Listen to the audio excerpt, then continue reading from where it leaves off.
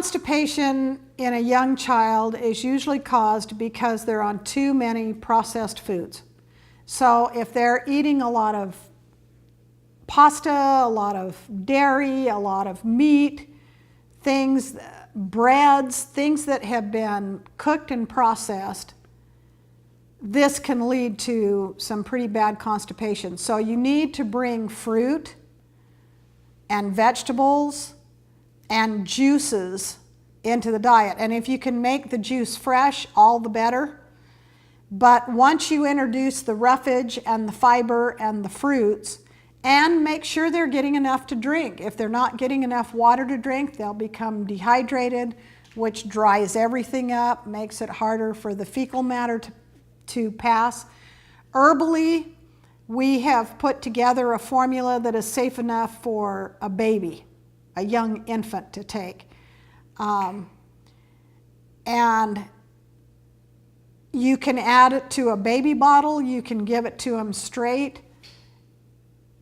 Depending on how bad the constipation is would depend on how much of it you would use. But I would say a half a dropper full clear up to 2 or 3 dropper fulls for an older child. And maybe use it every 3 to 4 hours.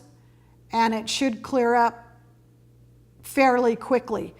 If you have a young child who has a tummy ache, because he's bloated and constipated and hurting, then along with using the herbal formula, I would also rub castor oil onto their tummy, onto their abdomen, put a hot, wet cloth over it, have them lay on the couch or bed, maybe watch a movie or something for a half hour, and every couple of minutes, maybe every 5 minutes, I would slip my fingers under that warm, wet cloth and make sure the skin is still oily, because it's going to absorb that castor oil.